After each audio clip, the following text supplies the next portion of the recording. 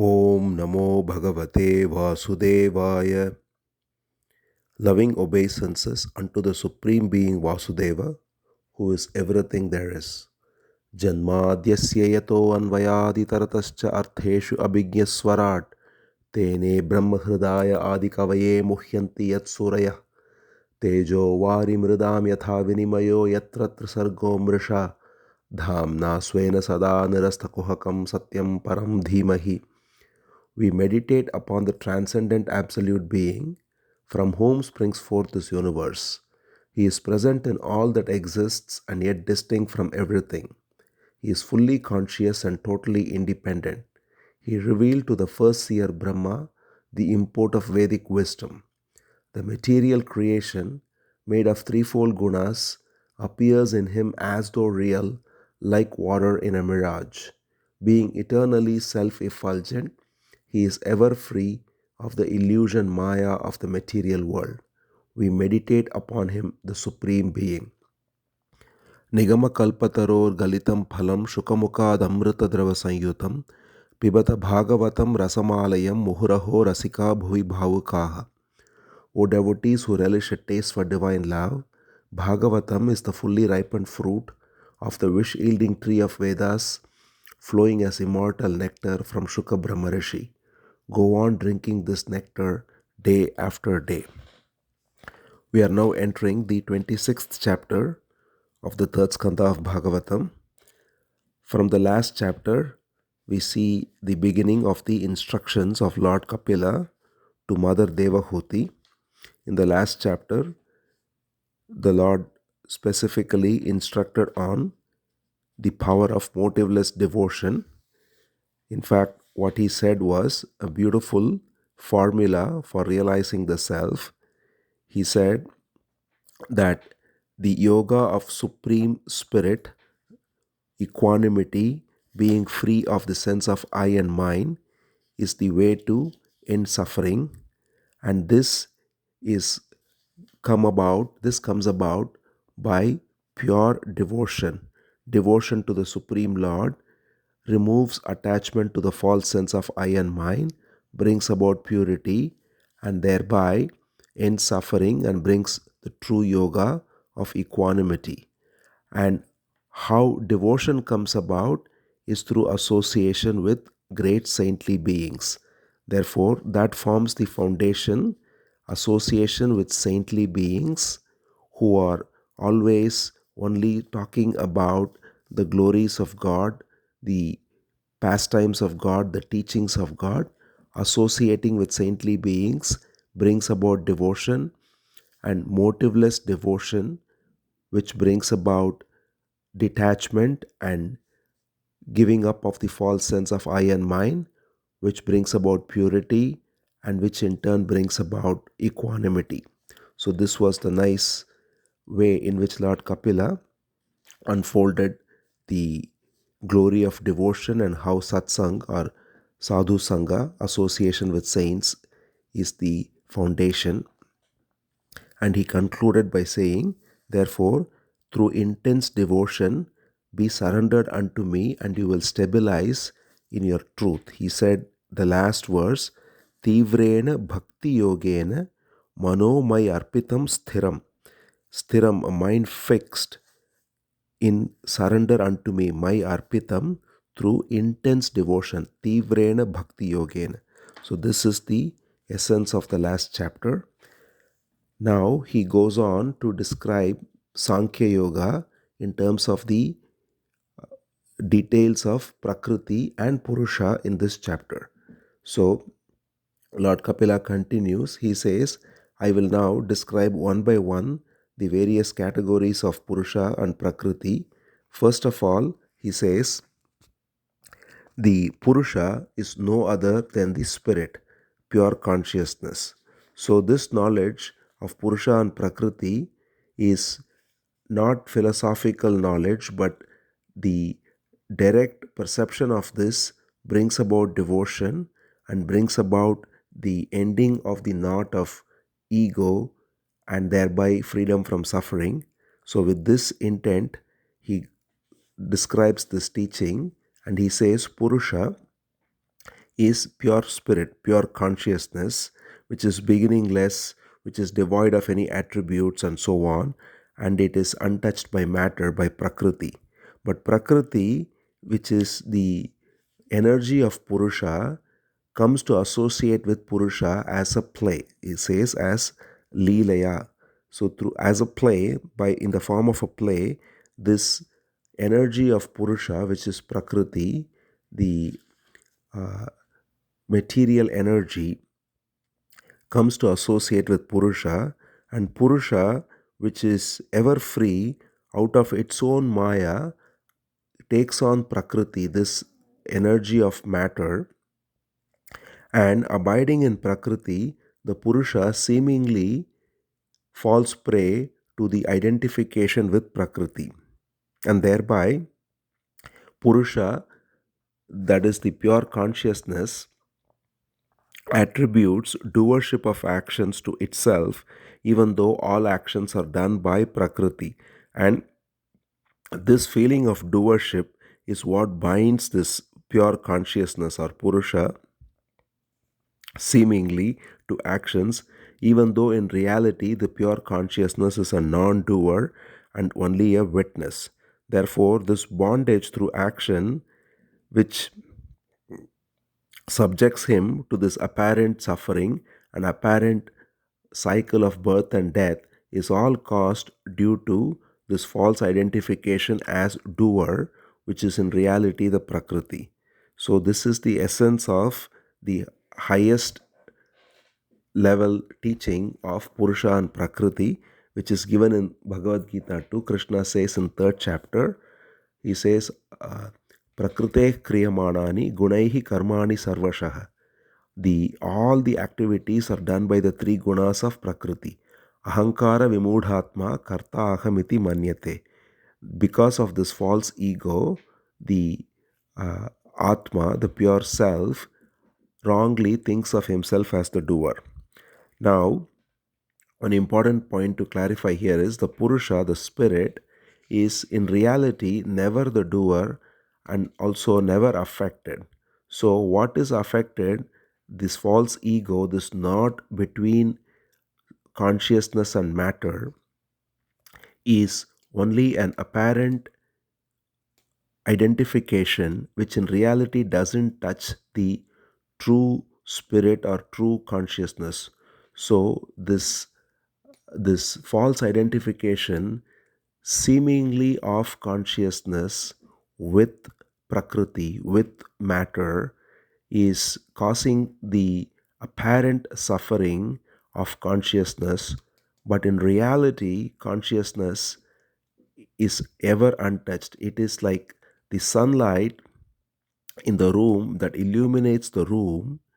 If it takes on the identification with the objects in the room, and thinks of itself as the objects in the room, in reality, the sunlight is not affected, but it is only this false sense of identification that apparently rises in this sunlight, we can say like that. So, the light of consciousness that animates the body, which is the inner controller or the inner life giver of the body, in reality is never affected by the activities of the body and mind, but an apparent identification through false ego is what causes this apparent sense of suffering and happiness and the cycles of birth and death and all the rest.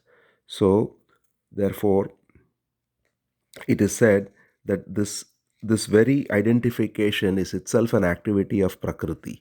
So, Purusha, the pure consciousness, in reality is never identified with it, but the very Prakriti, which through three gunas does all the activities, also creates this false ego, which is the knot which makes the Purusha apparently identify with Prakriti, but in reality, the Purusha is never identified and ever free.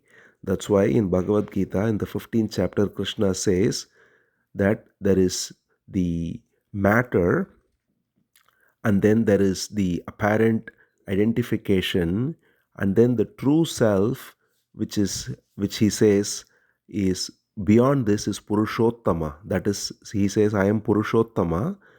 I am never identified with either matter or with this Jivatma, which is the false sense of identification of the that rises, that makes it as if the pure consciousness is taking on the sense of a doer.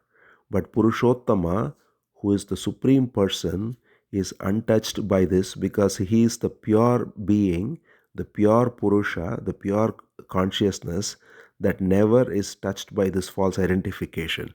So, this false identification seemingly affects the Jivatma, the apparent Purusha within each body, but in reality, the Supreme Purusha is never affected, and he is the only animating presence in the body.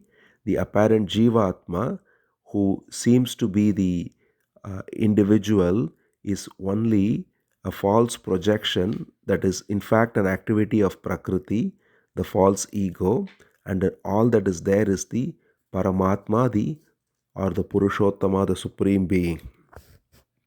So, this being said, Devahuti wants to know more about Prakriti. What are the qualities of Prakriti? Because so far Kapila has just said Prakriti is the three gunas, Sattva, Rajas, and Tamas, that causes activity, that causes also the false sense of identification in Purusha, and Purusha, which takes on this as if in a play like a lila, also gets identified with it through the activity of Prakriti and goes through the cycle of birth and death and suffering. So Devahuti asks, please tell me more about Prakriti. So the Lord continues by saying, Prakriti has three gunas, as we saw, and these three gunas result in 24 categories, he says. Now, this is what is really Sankhya. Sankhya means literally counting. In fact, the very literal meaning of Sankhya is Samyak Khyati is Sankhya. That is, that which is spoken very clearly is Sankhya. And why it is spoken very clearly? Because when we enumerate something in categories, then it's very clear. So even now in science, when we study a subject, by having a taxonomy and enumeration of the various categories, we understand the subject very clearly. So that's why this enumeration of different categories of Prakriti is called Sankhya. So what are the categories? 24. He says there are the five gross elements, which are fire, which are, so rather the right order is space, air, fire, water, and earth. And the subtle elements corresponding to them are sound, touch, color, taste, and smell. And then the five senses of perception are there, which are the uh, auditory sense, which corresponds to sound, the sense of tactile sense, which corresponds to touch, the visual sense, which corresponds to sight, the sense of taste, which corresponds to water, and the sense of smell, or what's called olfactory sense, which corresponds to earth. And then there are five indriyas of action, are called karmendriyas, and these are the sense of speech, then grasping or holding, which is hands, and our arms, hands, and then locomotion, that is movement, that is feet, and then the organ of procreation, and then the organ of defecation. So these form the five organs of action. So there are 20 already, we saw. Five gross elements, five subtle elements, five senses of perception, five senses of action. And then there is four more, which are the internal organs, which are mind, understanding, ego, and memory or reason. So these are called Mano, Buddhi, Ahankara, Chitta. Mana is mind, Buddhi is understanding or intellect, Ahankara is ego, and Chitta is the faculty of reason and memory. So these 24 together form Prakriti, and then he says there is the 25th element, as it were, which is time, Kala. It's really not part of Prakriti because time is what brings about Prakriti through that is the 24 elements. The three gunas, when they are in equilibrium, sattva, rajas, and tamas, none of the elements are present. Everything is in equilibrium in the state of complete dissolution. And when time rises up, that's why time is the one that first rises up. And through time, the three elements in equilibrium are disturbed and thereby brings forth these 24 elements. So, time can be said to be a potency of the Supreme Being Himself, is what Lord Kapila says. And then he describes by saying the sequence, which was already seen in a different way in the chapter on creation in the second skandha. It's again given here now in the context of Purusha and Prakriti. Lord Kapila says, so when the equilibrium is disturbed, the Chit Shakti, which is the which is Chit Shakti can be called as the power of pure consciousness that rises up, and it brings forth first what is called as the Mahat Tattva, which is the cosmic mind, and from the cosmic mind rises the I thought, the cosmic I thought, and the cosmic I thought is called the Ahankara, and from there onward rises there is the threefold qualities of Ahankara, that is corresponding to the three gunas, Sattva, Rajas, and Tamas. The This Ahankara is characterized as the doer, and from the sattvic aspect of this Ahankara was evolved mind, which is thoughts and desires and so on. From the Rajasic Ahankara was evolved Buddhi, or the faculty to reason out, and then from the Tamasic Ahankara rises the gross elements. So, this is the order in which it comes forth. We saw the 24 categories of the 5 gross elements and the 5 subtle elements corresponding to the 5 gross elements, and then the 5 senses of perception, which in turn perceive the 5 um, gross elements. So, and then there is the 5 senses of action, karmendriyas, and then the 4 internal organs. Now, the sequence in which they come about, though, is first rises the cosmic mind. From the cosmic mind rises the I thought, the cosmic I thought, and the cosmic I thought brings forth mind and buddhi, that is, uh, mind and intellect, and then it brings forth the elements, and the order in which elements are brought forth is also given. We have seen this order too before. It's again described here very precisely, because first rises sound, sound being the subtlest of all elements, and space being the subtlest of all elements. Sound travels through space, and therefore the principle of sound first came forth, and sound brought forth space. Space and sound were the first. So the elements are, as we saw, space, air, fire, water, and earth. The corresponding subtle elements are sound, touch, sight, taste, and smell. So that's the order. And the senses of perception, of course, are the auditory sense, the tactile sense, the visual sense, the sense of taste, and olfactory sense. So these form the 15 in terms of the elements, the subtle elements that manifest through the gross elements, and the perceptive senses, the jnanendriyas that perceive these elements. So it's very easy to remember like this. These are the 15. And then the other 5 are the organs of action we saw, which are speaking, holding, moving, and procreating and defecating. So that's 20. And then the 4 remaining are the internal organs, mano, buddhi, chitta, ahankara. So we have 24 again, just easy to remember. And this, now the first 10 are described in detail. The order is, the first came about space and sound, and space is characterized by giving room to for people to live, by notions of inside and outside and so on. And from space, which is corresponding to sound, Next comes about touch and air, and this air is what is causing qualities such as softness and hardness, cold and heat, and so on. And it brings about such activities such as the movement of trees through wind, the bringing together of straws or leaves, and being able to access anywhere because wind can go anywhere, and carrying various other elements too. So wind can carry smell, it can carry sound, and so on. So these are the qualities of air and the sense of touch, and from that comes about the element of fire and the sense of color. So the this brings about the various capacities such as giving light, and then being able to cook, digesting food, because food is also digested through fire.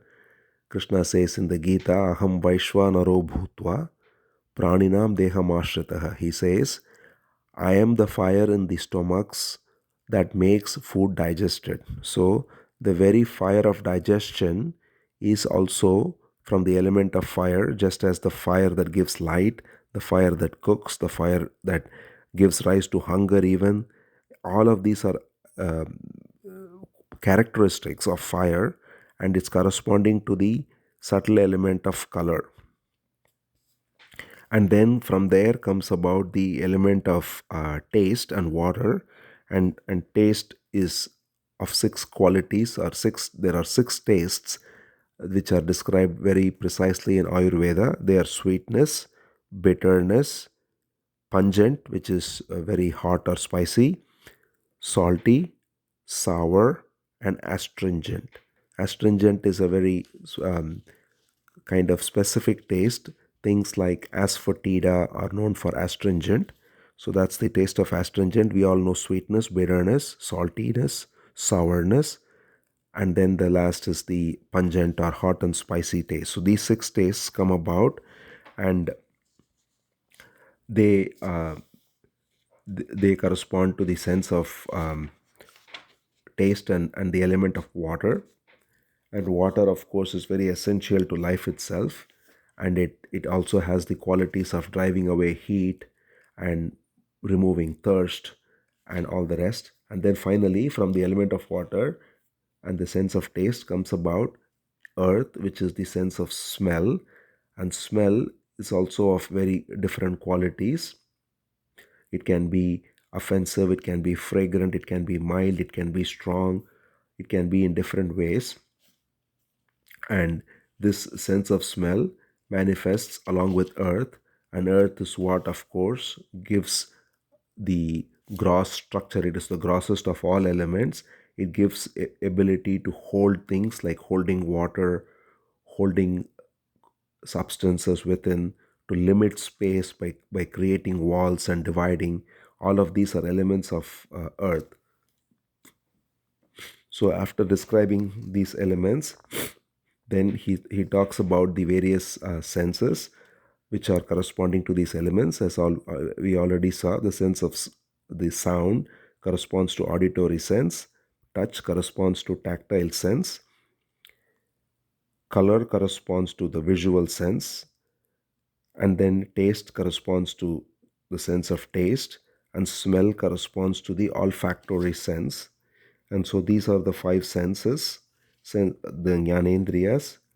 And then he describes how the Mahat Tattva, along with these 24 elements, so all the 24 elements come forth. This is something again described in the second Skandha, which is described here again, that the Mahat Tattva, along with all the elements, came forth, and all of them formed what's called the cosmic egg, the Anda. And this cosmic egg was lying in the causal waters, and the cosmic being was inactive still. All the deities entered. It is said that the various deities corresponding to these elements were created as well, and therefore the deity for sound is the Devatas, the deity for air is the wind god Vayu, the deity for light is sun, Surya, the deity for water, is Varuna, and the deity for earth is, of course, the Prithvi. And then the various other deities for the Karmendriyas as well. The deity for speech is Brahma, and then the deity for holding is Indra, and then the deity for feet is Lord Vishnu himself. As we already saw, Vishnu enters the feet, and that's why the feet are glorified, especially of great sages and the Supreme Lord, because Lord Vishnu himself resides in the feet, and the organs of procreation have their presiding deity Varuna, and then the organ of defecation has the presiding deity of death. So with all these, and then the uh, four internal organs, mind has the presiding deity of moon, buddhi has the presiding deity of Brahma, ego has the presiding deity of um, Rudra, which is an expansion of Shiva, and then Chitta, which has its presiding deity as the Kshetrajna, which is ultimately the inner controller. So Kshetrajna is the name for the knower of the field, and that is the controller of the field itself, and that is the subtlest of all elements, or the subtlest of all faculties. So all of these were manifested together in this cosmic egg, and it is said that none of with all of these, as each one came in, each deity entered, it still was not able to rouse this cosmic egg into manifesting into this cosmic Virat Rupa. So every element comes one by one, every deity enters one by one, and it is a way of saying that it is ultimately the Kshetrajna, which is the knower of the field, who can bring forth the whole cosmic being into activity. In fact, it is said, just as in a physical body, in our own body, there can be the vital air, the senses of perception, the mind, understanding, everything, and yet it comes into activity only through the inner consciousness that rises. Similarly, even at the cosmic level, all the various elements and their presiding deities together cannot come into activity without the cosmic being, without the pure consciousness that animates the cosmic being, the cosmic person, the Virat Rupa. So, this cosmic Rupa, this cosmic Virat Rupa is described here, and then Lord Kapila says that the Kshetrajna, which is the knower of the field, so in Bhagavad Gita, to Krishna says, that's why Kshetrajnam mam vidhi sarvakshetreshu bharata. He tells Arjuna, in all the kshetras, that is all the fields, there is the same knower of the field, Kshetrajna, and know that to be me. So it is the Supreme Being who is the knower of all the fields. And so it is said here in a nice way that even the cosmic person, the Virat Rupa, just as all the individual beings, all of us, the cosmic person too, the Virat Rupa, with all the senses, with all the organs of action, organs of perception, with all the deities presiding them, everything taking their place, still cannot come into any sense of life without the Kshetrajna, which is the Supreme Being himself. So, the Supreme Being, as Kshetrajna, as the knower of fields, animates the cosmic person Virat Rupa, and he animates each one of us too in our heart, and that is the Supreme Lord, and that is what Krishna says again as the very self. Aham Atma Gudakesha Sarva Bhuta Shayastitaha. I am the self of all, situated in the hearts of all beings. And therefore, Kapila concludes this whole discourse on Sankhya, on the description of Purusha and Prakriti. We first saw Prakriti being described in detail with the 24 categories and how they came about, which order they came about.